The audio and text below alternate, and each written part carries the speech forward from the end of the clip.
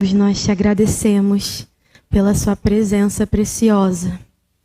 Nós te agradecemos porque não existe outro Deus como você. Eu te peço que o Senhor esteja agora aqui comigo. Que o Senhor me permita ouvir a sua voz. E manifesta a sua voz para a sua igreja também. Que nós tenhamos ouvidos para ouvir a tua palavra. E que a sua palavra encontre solos férteis em cada coração. Em nome de Jesus. Amém.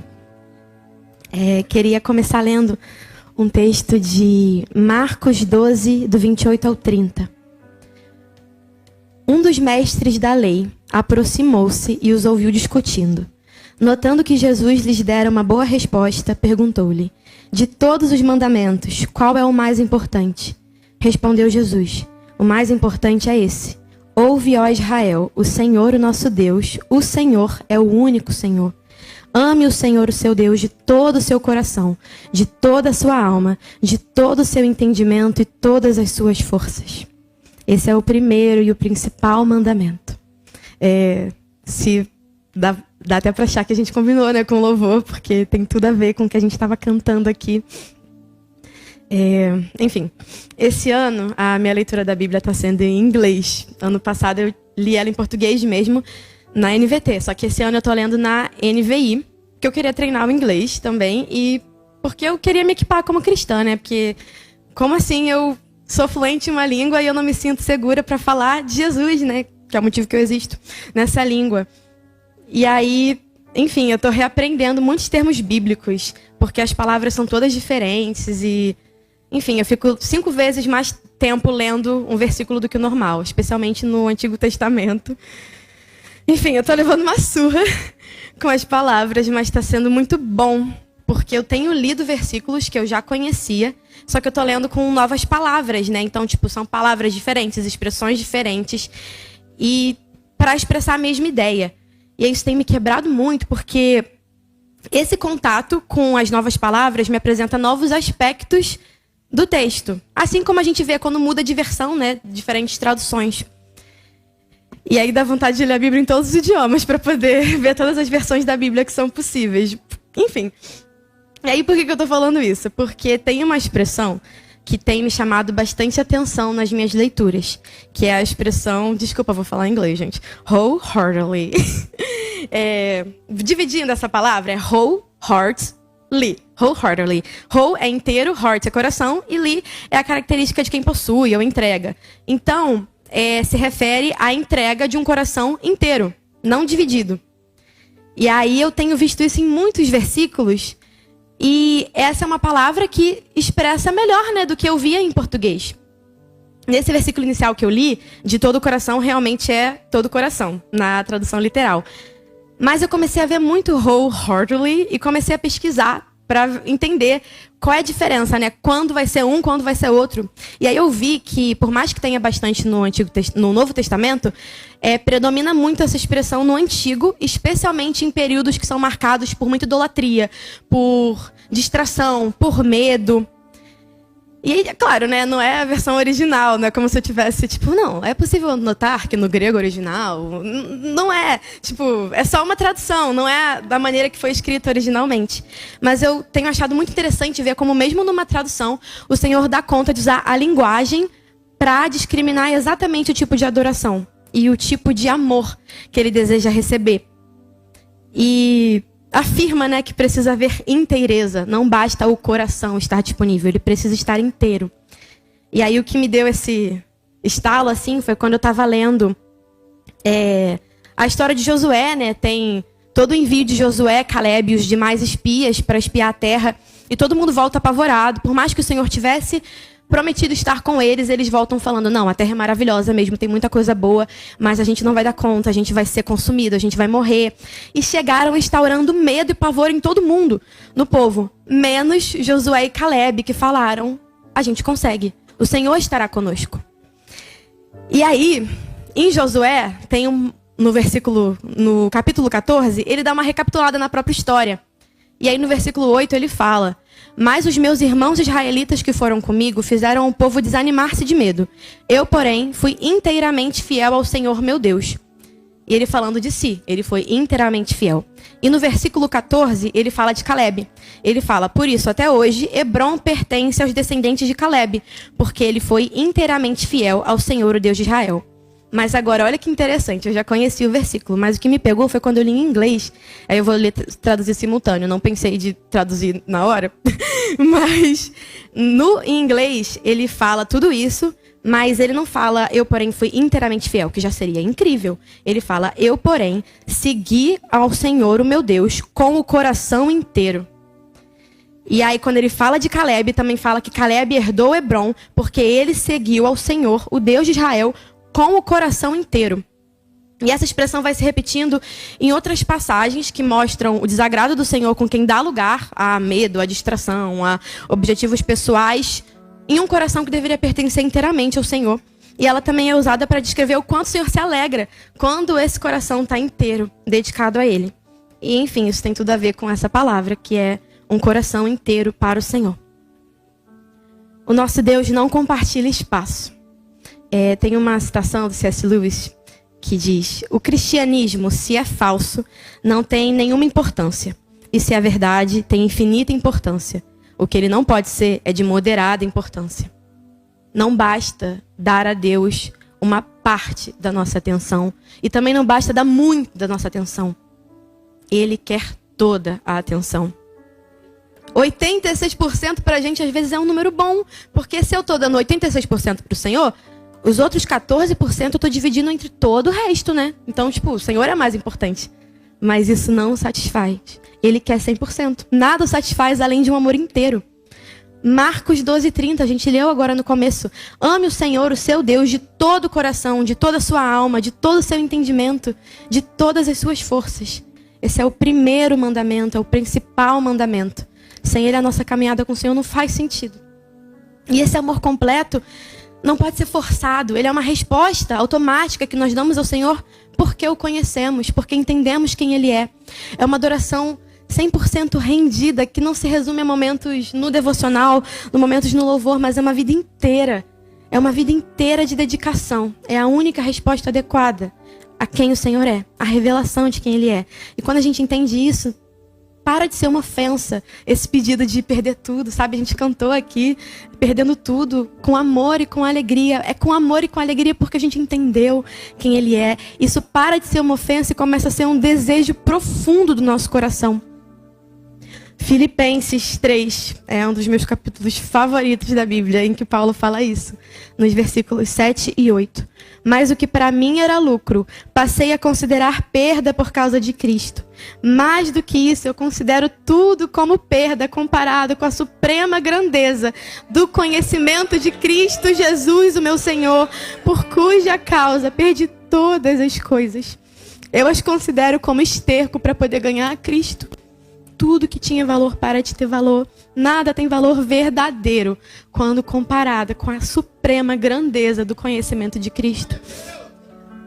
Mateus 13, o Senhor conta uma parábola do reino dos céus, nos versículos dos 44 ao 46. O reino dos céus é como um tesouro escondido num campo. Certo homem, tendo-o encontrado, escondeu-o de novo. Então, cheio de alegria, foi e vendeu tudo que tinha e comprou aquele campo. O reino dos céus também é como um negociante que procura pérolas preciosas. Encontrando uma pérola de grande valor, foi, vendeu tudo que tinha e a comprou. A revelação de quem Cristo é faz isso. Quando temos uma revelação verdadeira de quem Deus é, não é loucura abrir mão da sua vida. É o lógico, se torna lógico porque a gente percebe que a gente está diante, assim como esse homem percebeu, que a gente está diante de uma pérola preciosa ou de um tesouro escondido, como o homem no campo percebeu. É um bem mais precioso que qualquer outra coisa. E esse é o modelo de amor que o Senhor nos ensina, com todo entendimento. Um amor que, ao se deparar com quem Cristo é, não atribui mais valor a nada. Eles venderam tudo que eles tinham para comprar a única coisa que importava agora, porque nada se compara a Ele. E essa é a intensidade que um cristão deve nutrir no seu amor pelo Senhor. É um amor que toma conta do coração inteiro, como diz a expressão. Quando eu falei do povo de Israel, houve obediência, né? Todos eles foram mandados para espiar a terra.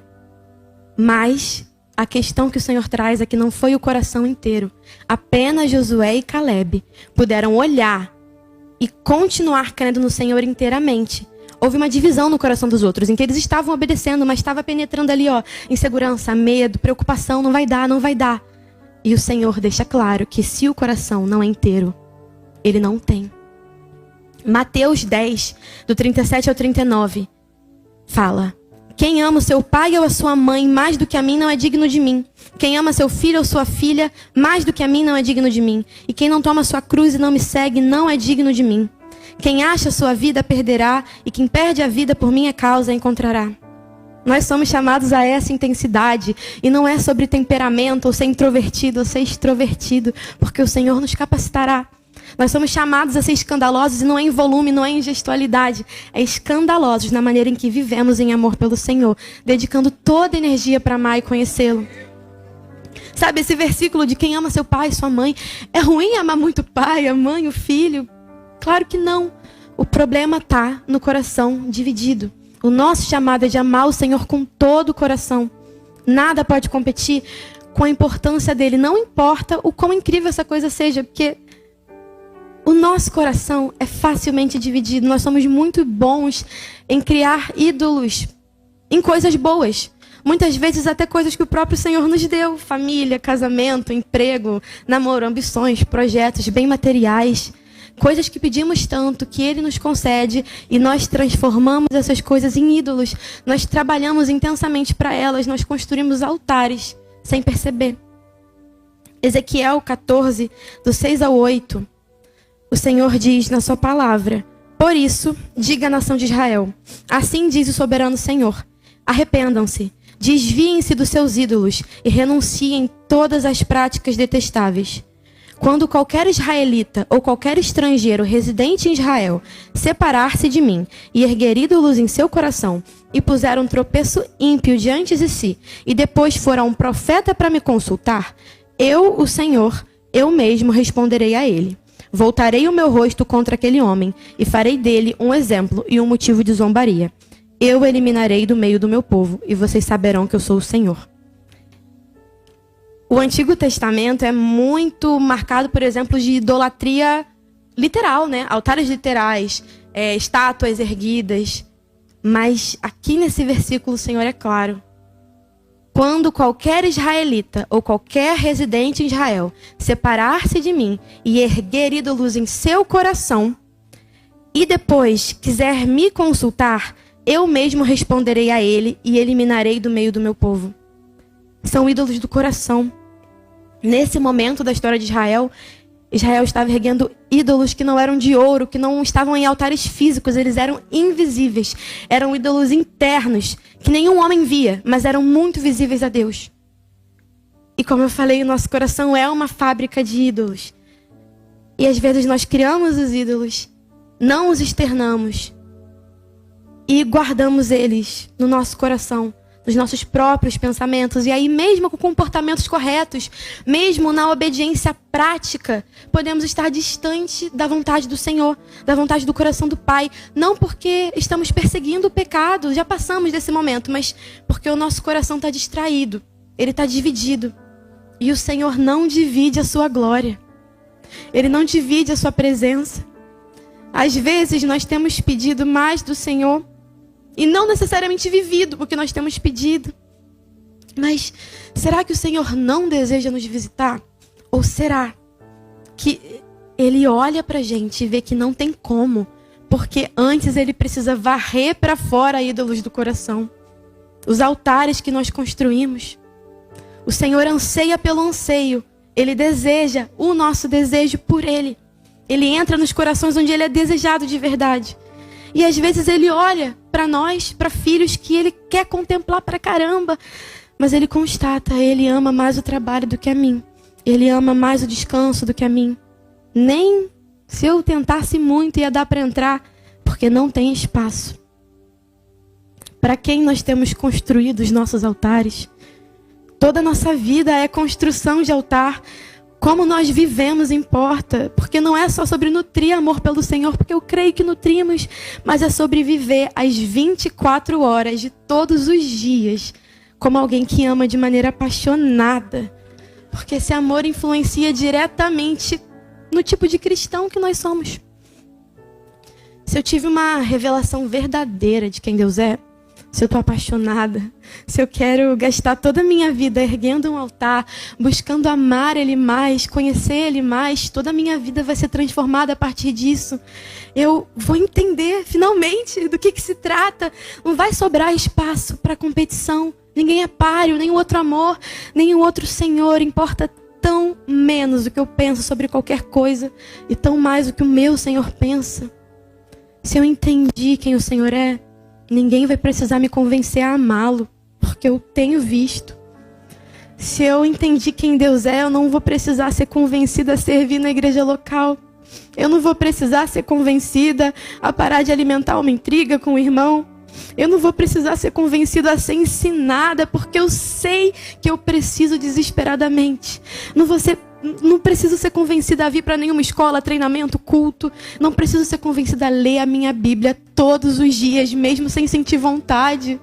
Eu não preciso estar aqui sendo constantemente estimulado com um vídeo legal, com luz diferente, com um evento diferente, para eu não perder o interesse no culto, para eu não perder interesse na vida do corpo de Cristo, porque não é por isso que eu venho. Eu venho porque eu estou apaixonado. Eu não preciso ser convencido de que um relacionamento verdadeiro e profundo com o Senhor é questão de sobrevivência. Eu entendi quem Deus é. Eu entendi que eu encontrei um tesouro inestimável. E eu quero agradar o meu Senhor. A gente amadurece. Eu começo a entender que não é só questão de não pecar. A gente já passou desse lugar. Não é o legalismo do pode, do não pode, não pecar. É o mínimo, porque esse não é o nosso objetivo de vida, fugir do pecado. O nosso objetivo de vida é fazer a vontade do Pai. O nosso objetivo de vida é agradar o nosso Senhor. Aí você vai ver um debate, mas tal palavra não é palavrão. Mas agrada o teu Senhor que você fale isso de alguém?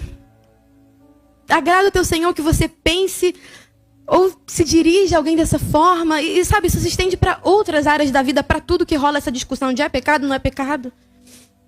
Nós vivemos para amar e honrar o nosso Senhor, além de qualquer regra. A barra é mais alta quando nós amamos o Senhor. Nós amamos alguém quando conhecemos. E quando conhecemos, sabemos também do que ele gosta e do que ele não gosta. Marcos 7, do 6 ao 9. O Senhor fala: bem profetizou Isaías acerca de vocês, hipócritas, como está escrito: esse povo me honra com os lábios, mas o seu coração está longe de mim. Em vão me adoram. Seus ensinamentos não passam de regras ensinadas por homens. Vocês negligenciam os mandamentos de Deus e se apegam às tradições dos homens. E disse-lhes: vocês estão sempre encontrando uma boa maneira para pôr de lado os mandamentos de Deus, a fim de obedecer às suas tradições. Deus espera de nós mais que um culto de lábios. Importa para Ele mais a obediência. Um coração dividido, distraído, declara boas palavras para o Senhor e se afasta dele nas ações.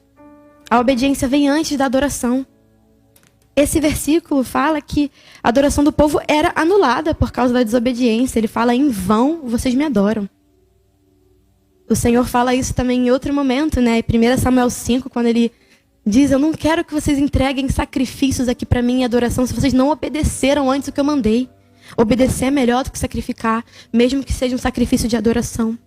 E não é que a adoração não seja importante, mas ela precisa ser respaldada pela obediência.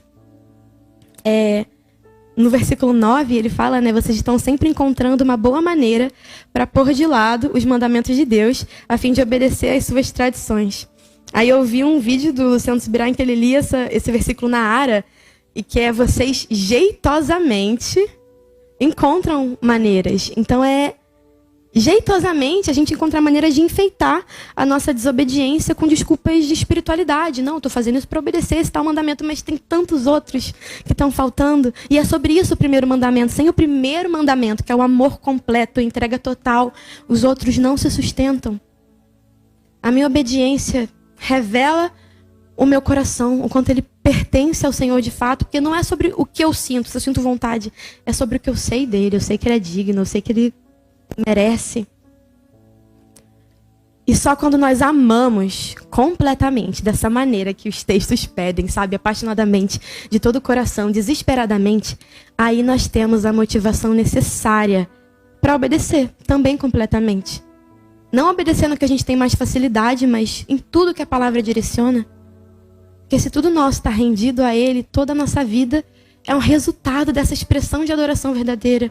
Se nós amamos com todo o nosso ser, corpo, alma, espírito, entendimento, força, se estamos completamente apaixonados, se sabemos que Ele tem certeza sobre tudo, então por que a gente se recusaria a obedecer? E, mais uma vez, não significa que a adoração não seja importante, mas a obediência e a submissão e a rendição ao Senhor é a nossa forma prática de adoração, fora do nosso momento de louvor corporativo ou devocional. Amar a Deus intensamente não é sobre a performance do quão alto você chora. Sabe, por trás da performance no momento de louvor, o Senhor vê o nosso coração.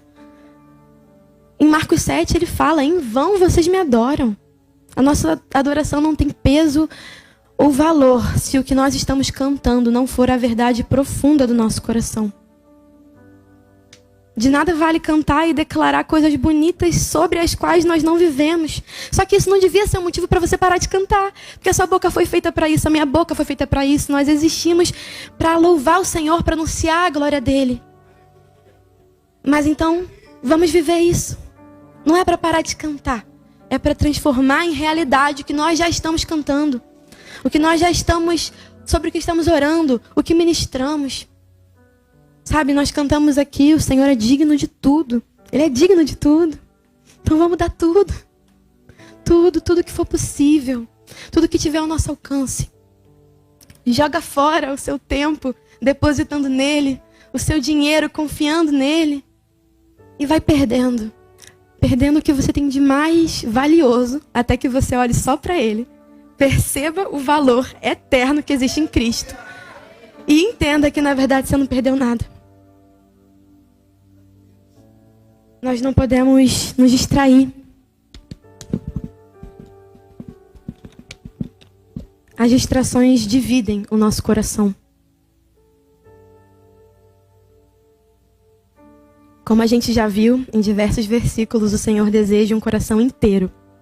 Então, o que o inimigo vem fazer é tentar nos distrair, porque ele também está ligado nessa máxima de Jesus, que um coração dividido não pertence ao Senhor. E Satanás nem sempre vai fazer questão de ocupar todo o seu coração. Às vezes, ele sabe que o estrago já está feito se você cede um espacinho que for, para as suas próprias paixões e vontades. Ele conhece a força de um coração inteiro no Senhor. Não é à toa que ele tenta tirar o nosso rumo, nos distrair. E aí, às vezes, a gente fica achando que as coisas boas, as coisas do Senhor, vão sempre fluir de maneira fácil e automática e sobrenatural. Isso está difícil, se tem desconforto, se tem luta, é porque eu estou forçando uma coisa que não é para acontecer. Só que essa é uma mentira da qual Satanás se aproveita, justamente para te convencer a sair desse foco. Sempre vai ter resistência, especialmente se ele te encontra sendo acelerado pelo Senhor, seguindo em obediência à direção, à vontade dele. E aí é muito comum, né? O pensamento de que muitas lutas aparecendo por consequência do pecado, batalhas na própria vida, na mente, na saúde, na família, são consequências de pecado. E é claro que o pecado tem consequências, mas muitas vezes não é isso. É até mais fácil Satanás nem ficar mais atentando contra quem já está lá, completamente no domínio dele. Ele veio para roubar, matar e destruir. Para ele roubar algo, esse algo não é seu ainda. Para ele matar algo, ainda existe vida. Para ele destruir, ainda existe uma forma inteira no que ele deseja destruir, porque o seu objetivo é desvirtuar a boa criação do Senhor, seja roubando, matando ou destruindo. Então, claro, se você vive em pecado sem arrependimento, você vai encarar consequências de ser escravo do pecado. João 8,34 diz que todo aquele que vive pecando é escravo do pecado. Quando nós nos tornamos escravos de algo, o processo de libertação é muito complexo. É muito mais penosa a libertação da escravidão do pecado, e Satanás sabe disso. E ele sabe também que o sangue de Jesus é poderoso para lavar, remir e libertar completamente qualquer pessoa. E ele sabe que muitas pessoas serão libertas dessa escravidão. Mas ele sabe que é uma escravidão. Que o pecado esfria, endurece o coração, diminui cada vez mais a sensibilidade à voz do Espírito Santo até que ela não seja mais ouvida. E aí, quanto mais profundo nós caímos na espiral do pecado, mais difícil é encontrar os meios para sair. Ele sabe que você fica cego, desorientado. Então ele não vai botar os servos, os lacaios dele para ficarem no portão guardando para proibir alguém de sair, até porque ele não consegue fazer isso. Ele não tem poder diante do nome de Jesus. Então o que ele faz é tentar distrair os que estão de pé. Ele mira nos que ainda estão de pé. Roubar o que ainda não é dele. Matar o que ainda vive. Destruir o que ainda é inteiro. Esse é todo o objetivo dele aqui na terra. Não porque ele tem poder para deixar a gente lá para sempre. Mas porque ele sabe que quando caímos lá, nós mesmos contribuímos para continuar lá. Porque sem Cristo nós não temos nada de bom, muito menos a força para lutar e vencer contra o pecado. E o pecado rouba o nosso coração do Senhor. Talvez, ouvindo essa mensagem, a gente pense em pessoas que a gente conhece. Mas eu queria te convidar a pensar em você agora. E aí eu te dou liberação, pode parar de me ouvir, para fazer essa oração rápida. Espírito Santo de Deus, abre os meus ouvidos para eu ouvir, os meus olhos para eu escutar, para eu enxergar que essa mensagem também é para mim. Eu posso não estar percebendo, mas ela também é para mim. Porque a gente às vezes olha para pecados mais graves para nós, né? Tipo, aquelas coisas que você fala, não, crente não faz isso. Não é possível fazer isso, ser filho de Deus. Só que a gente convive com tantos micropecados, como se existissem micropecados. Sabe? Como se todo pecado não ferisse profundamente a santidade de Deus. Deus se ofende com o pecado, qualquer pecado. Isso devia deixar a gente com muito temor, porque a gente peca todo dia. Sabe, Deus se ofende com a nossa gula, Deus se ofende com a nossa preguiça, Deus se ofende com a nossa procrastinação, Deus se ofende com a nossa fofoca, com a nossa mentira, Deus se ofende com a nossa falta de domínio próprio, com a nossa falta de mansidão para falar com alguém que está errado. Deus se ofende com os ressentimentos que a gente guarda em relação a pessoas e a situações. Nosso pecado ofende a Deus e Ele nos criou para a santidade. O pecado fere a santidade. E ele consiste, basicamente, na desobediência à lei do Senhor. Números 33, 55 traz uma direção do Senhor para Israel quando eles estão para chegar em Canaã. Se, contudo, vocês não expulsarem os habitantes da terra, aqueles que vocês permitirem ficar se tornarão farpas em seus olhos e espinhos em suas costas. Eles lhes causarão problemas na terra em que vocês irão morar. Os habitantes anteriores eram um povo idólatra. E o Senhor sabia que se eles não fossem expulsos, eles penetrariam ali no povo com as ideias idólatras. Trariam confusão, trariam destruição em uma terra que era prometida para coisas boas, para a bênção do Senhor. E assim é com o pecado. Assim como os habitantes, o pecado que nós deixamos permanecer, seja na nossa vida ou no nosso convívio, sem falar nada, ele se torna farpas nos olhos e espinhos nas costas. O Senhor tem coisas maravilhosas para nós, coisas incríveis. Nessa passagem ele estava falando da terra prometida, sabe? A terra tão aguardada, antecipada. Era algo maravilhoso, mas se o pecado não fosse varrido para fora dela, a experiência boa ia virar penosa. Porque o pecado distorce a boa criação do Senhor, transforma em fardo. E é por isso que a gente precisa correr na direção do Senhor. Correr amando Ele acima de todas as coisas. E por que o Senhor nos deseja tão entregues assim, sabe? Se Ele não precisa da gente para nada. É para o nosso próprio bem. É justamente porque Ele também nos ama como ninguém mais ama. Nós somos falhos, nós não sabemos as coisas que o Senhor sabe. Se nós não nos submetemos completamente ao seu senhorio, a gente vai automaticamente abrindo brechas. A gente vai abrindo espaço para sentimentos, para opiniões, para decisões, para escolhas que são confusas, que são deturpadas, porque a gente carece daquele bom senso que vem do Senhor. Mas quando nós nos submetemos ao senhorio dele, o Espírito Santo consegue comunicar verdades ao nosso coração. Ele consegue falar com clareza. E aí nós conseguimos reconhecer a sua voz por causa do relacionamento de amor que nutrimos com ele. Então, se nós não nos submetermos ao Senhor e não amarmos com tudo que somos, ele vai continuar sendo grandioso. Ele vai continuar sendo poderoso. Ele vai continuar tendo nome sobre todo nome.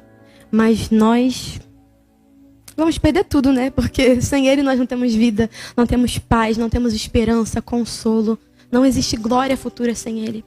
Nós é que precisamos da nossa própria rendição a ele. Só que o Senhor nos conhece, ele esquadrinha o coração humano. E ele sabe que a única forma que um ser humano pode se dedicar tanto a uma coisa é se ele for completamente apaixonado por essa coisa. E é por isso que esse se torna o primeiro mandamento.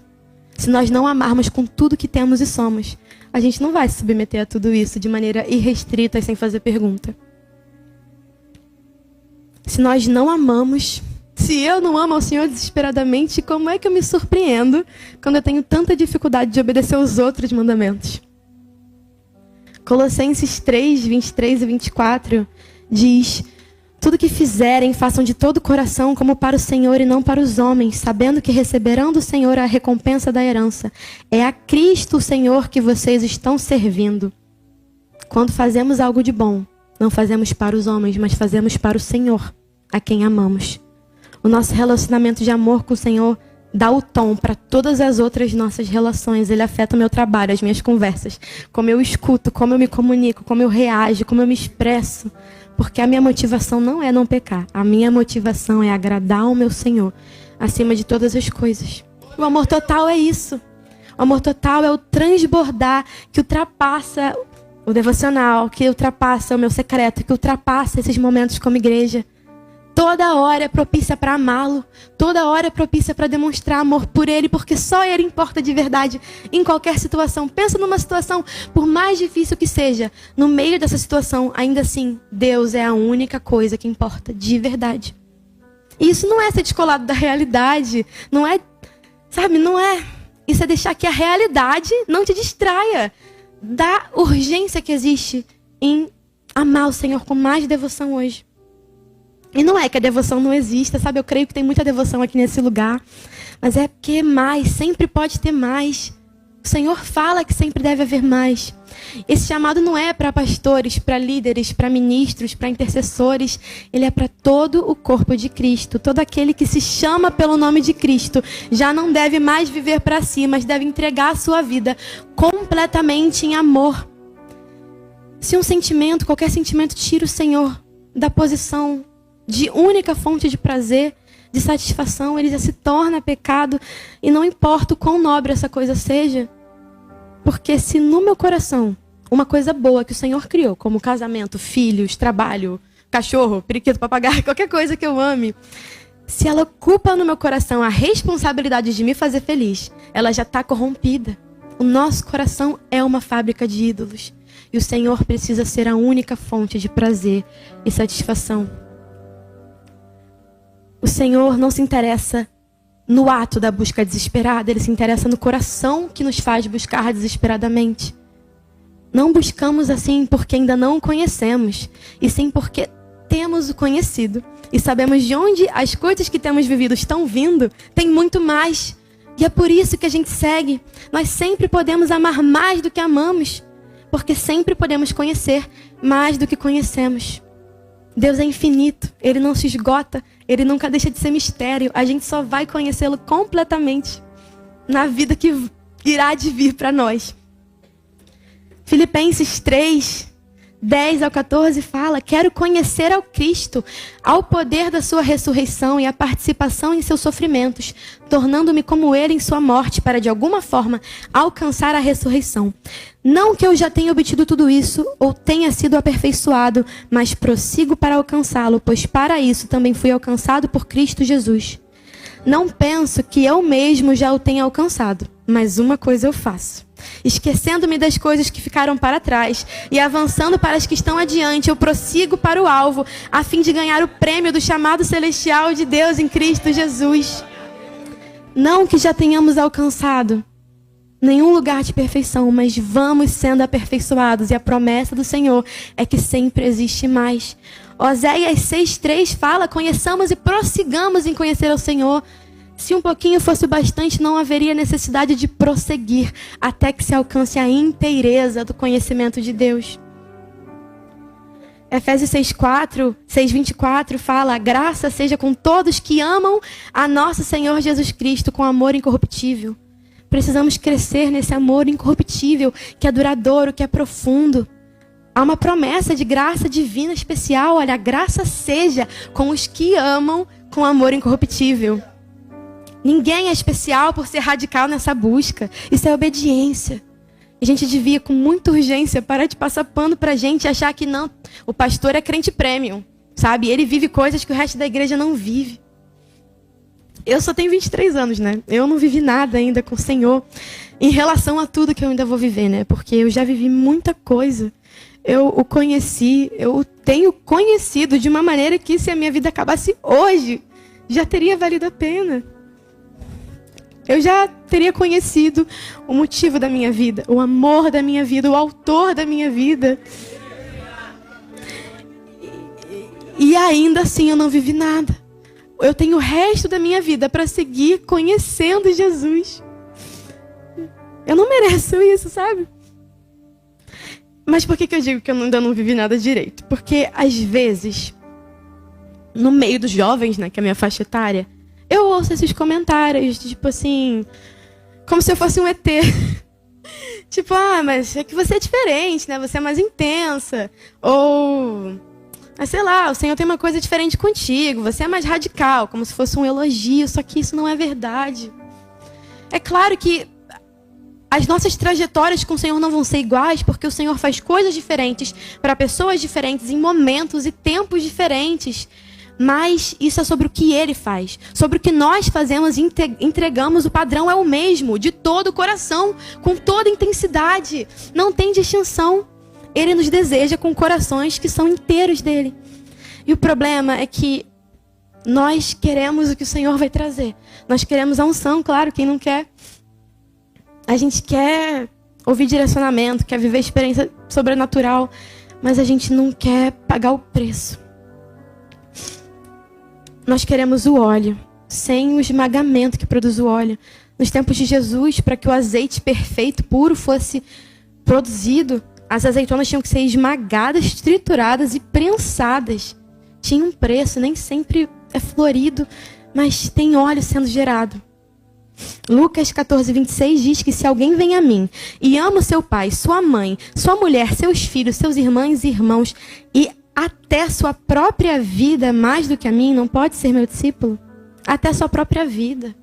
Morrer para si e ser completamente do Senhor ainda é o requisito básico. Agora no final do mês... Meu Deus, o tempo tá voando.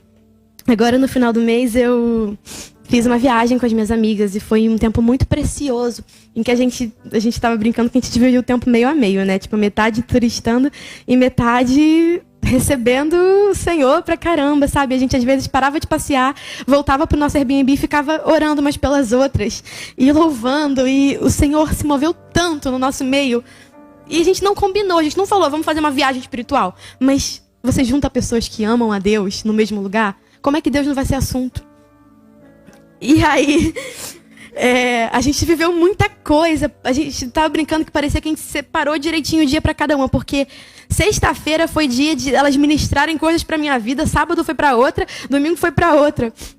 E aí, quando a gente estava se despedindo, uma das minhas amigas foi mais cedo, pegou o ônibus, e depois fiquei eu e outra amiga minha conversando.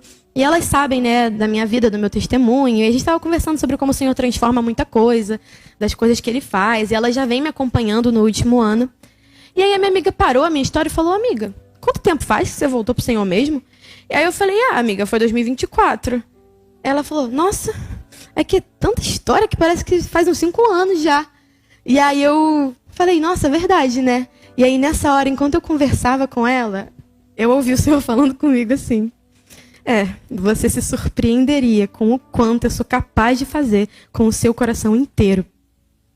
E aí eu Voltei no ônibus, gente, 8 horas de viagem. Interior de Minas, Rio de Janeiro, chorando, chorando, chorando, chorando. E louvando.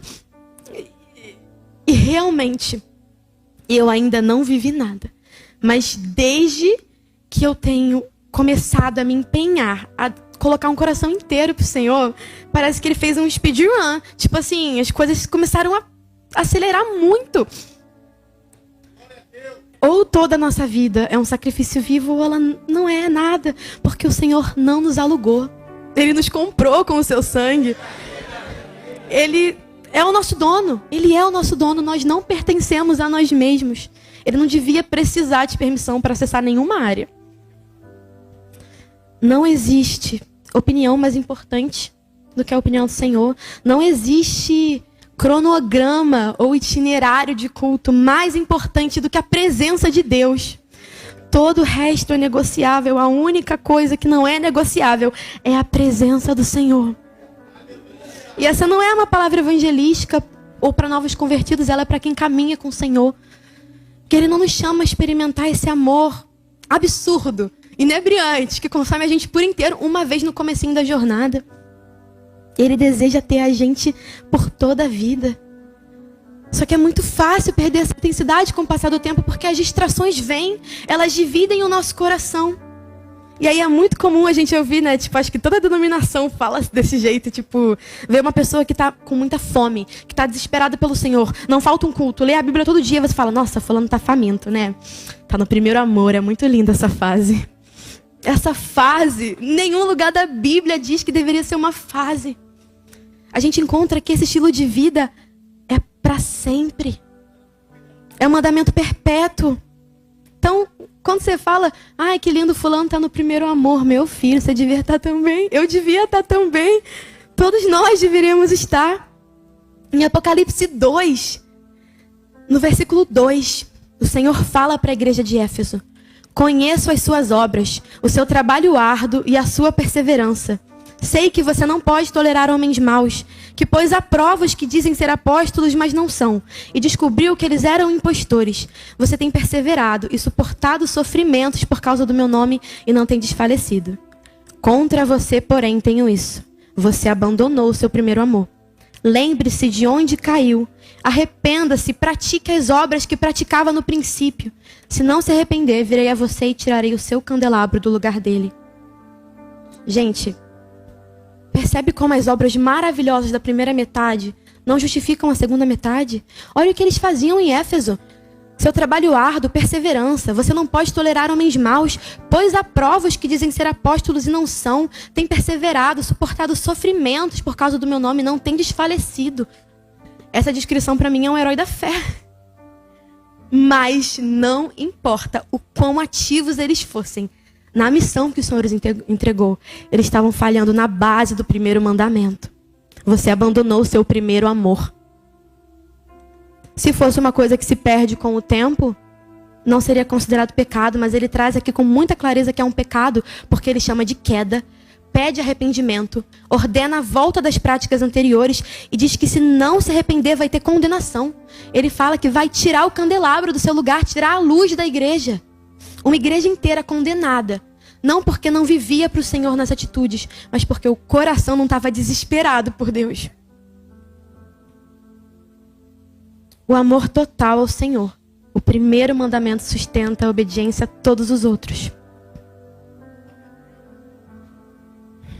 Nós padecemos por falta de conhecimento. Se a igreja conhecesse, não pessoas específicas, mas toda a igreja durante o culto, conhecesse quem está sendo adorado, gente, não sei o que ia acontecer. A adoração ia ser muito diferente. Só que esse conhecimento está disponível, ele é acessível. Só que o preço a ser pago por ele é a busca. E quando buscamos, nós descobrimos que o lugar mais valioso e satisfatório que nós podemos alcançar não é uma alta posição, mas é os pés do Senhor. E em Juízes, eu não vou ler porque o tempo está acabando muito rápido, mas tem uma história que Jotão conta, que é: pediram para as árvores para ver quem seria rei sobre as outras árvores. Quando pedem para a videira, ela não quer para abrir mão, porque ela tem um vinho que ela considera muito raro. Quando falam para a oliveira, ela não quer ser rei sobre as outras árvores porque ela não quer abrir mão do óleo. E por aí vai. A única que aceita é o espinheiro, que não tem nada de precioso. Governar, alcançar posições, reinar sobre outros, conquistar objetivos, não vale a perda do óleo, não vale a perda do fruto, não vale a perda do que o Senhor depositou. E se nós sabemos quem Deus é, e sabemos o que nós carregamos, por que nós carregamos, a gente para de se preocupar com o que é terreno.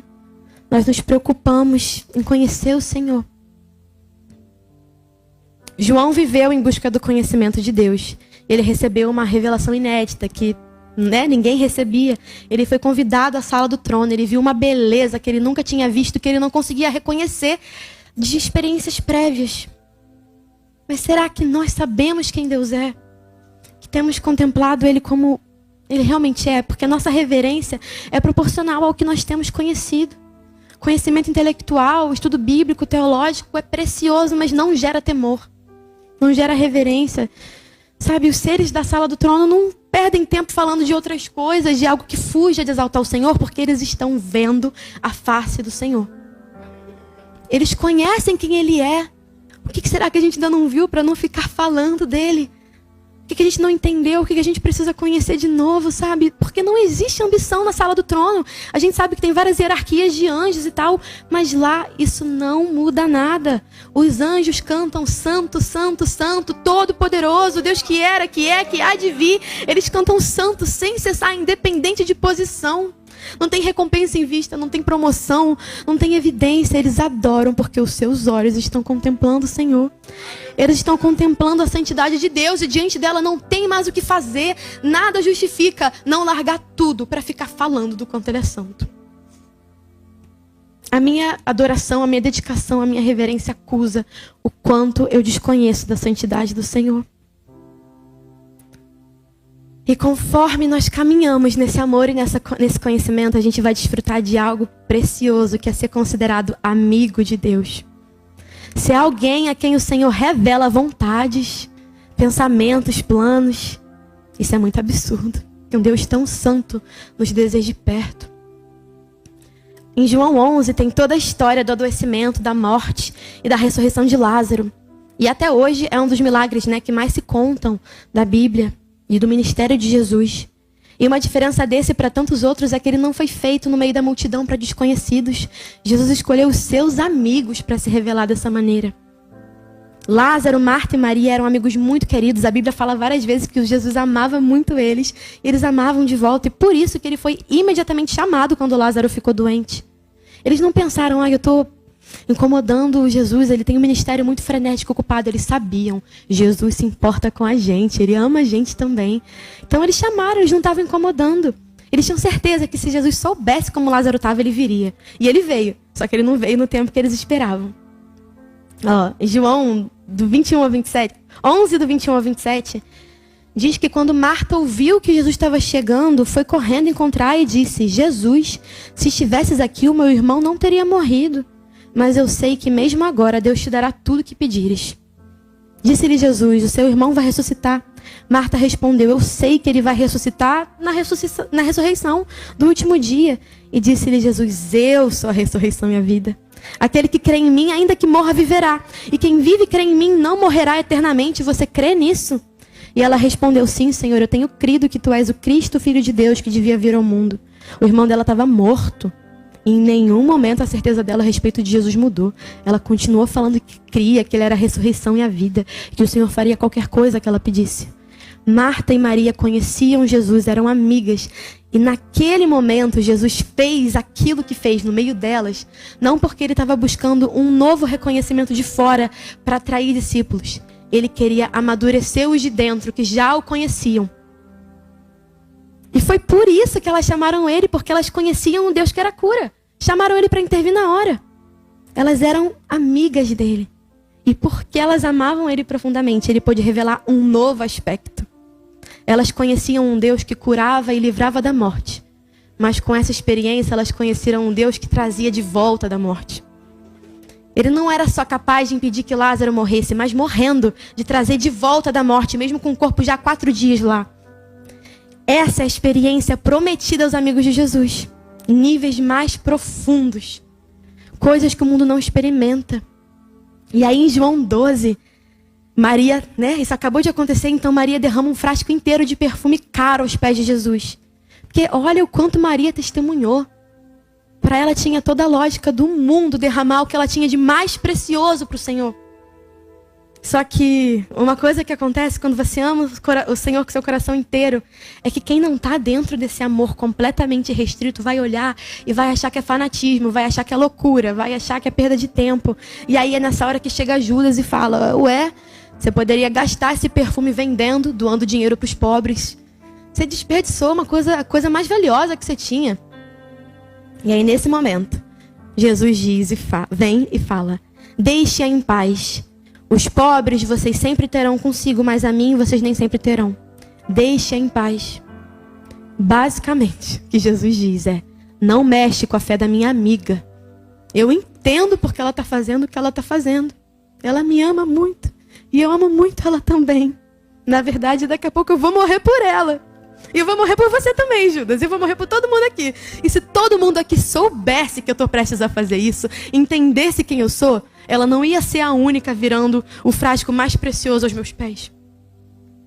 João 15:15 diz, já não os chamo servos, porque o servo não sabe o que o seu senhor faz. Eu os tenho chamado amigos, porque tudo que eu ouvi do meu Pai, eu lhes tornei conhecidos. O Senhor nos quer mais do que servos. Ele nos quer amigos, num lugar de amizade, de amor. Lá Ele pode revelar os segredos que são reservados para os que o amam completamente. Ele pode revelar, tornar conhecido o que não chega nos olhos da multidão. Para finalizar, eu quero ler Lucas 36:47. Convidado por um dos fariseus para jantar, Jesus foi à casa dele e reclinou-se à mesa. Ao saber que Jesus estava comendo na casa do fariseu, certa mulher daquela cidade, uma pecadora, trouxe um frasco de alabastro com perfume e se colocou atrás de Jesus a seus pés. Chorando, começou a molhar-lhe os pés com suas lágrimas. Depois o enxugou com seus cabelos, beijou-os e o ungiu com perfume. Ao ver isso, o fariseu que havia convidado disse a si mesmo, se esse homem fosse profeta, saberia que quem nele está tocando e que tipo de mulher ela é, uma pecadora. Então Jesus, ouvindo que ele falou para si mesmo, disse, Simão, tenho algo a lhe dizer. Dize, mestre, disse ele. 2 homens deviam a certo credor. Um lhe devia 500 denários e outro 50. Nenhum dos dois tinha com que pagar, e por isso perdoou a dívida de ambos. Qual deles você acha que o amará mais? Simão respondeu, suponho que aquele a quem foi perdoada a dívida maior. Você julgou bem, disse Jesus. Então Jesus virou-se para a mulher e disse a Simão, vê essa mulher? Eu entrei em sua casa, mas você não me deu água para lavar os pés. Ela, porém, molhou os meus pés com as suas lágrimas e enxugou com seus cabelos.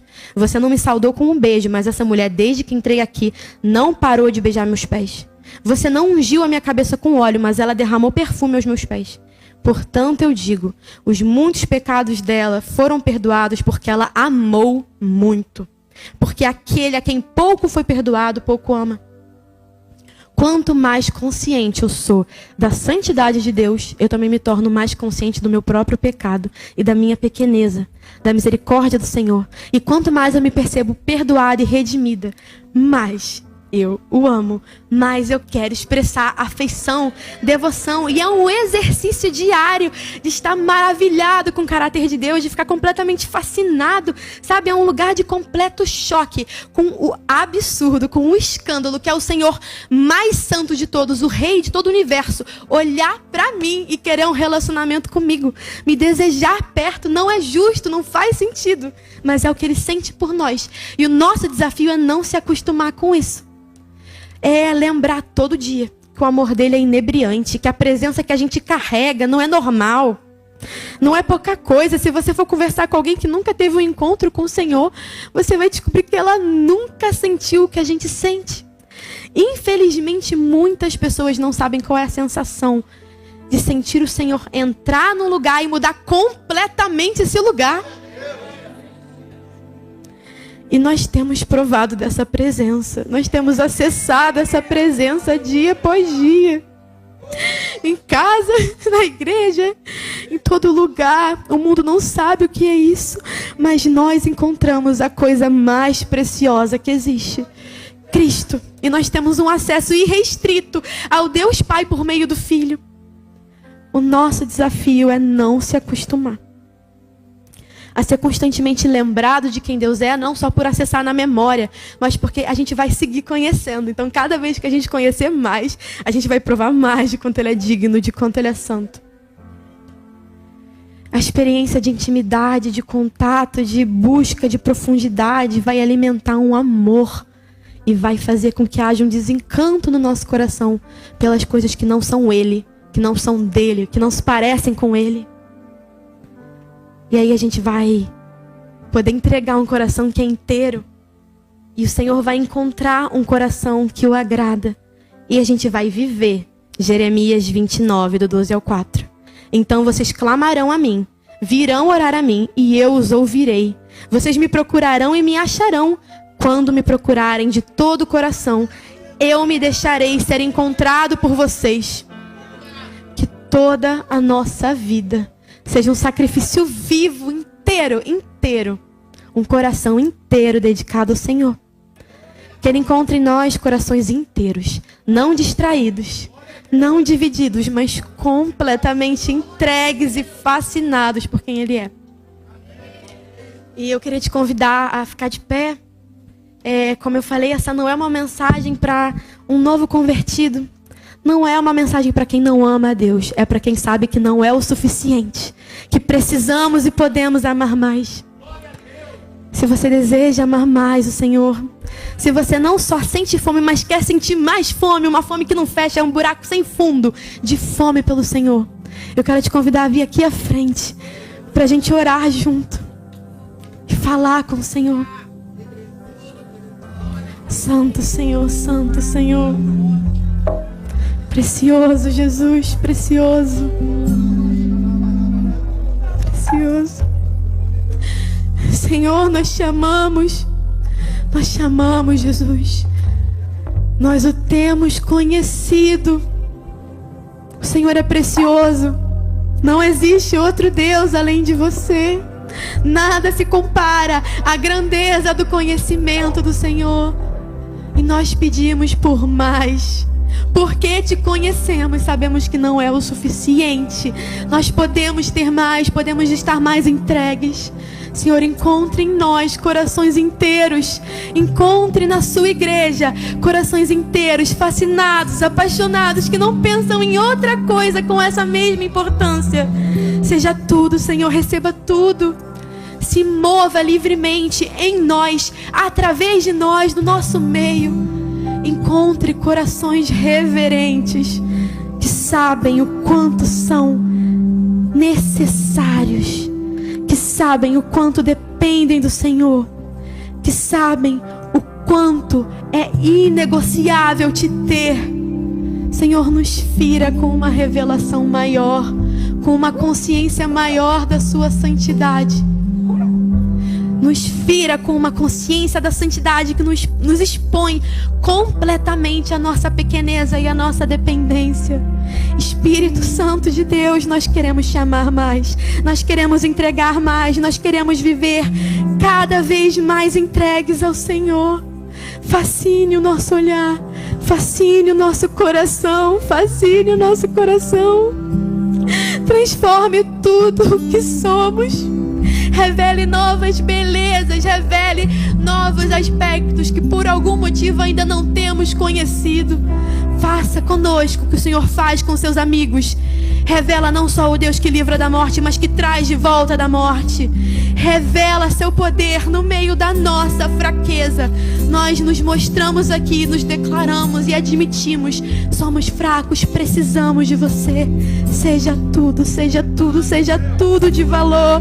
Seja tudo, Senhor, seja tudo que realmente vale qualquer coisa. Seja tudo, Jesus.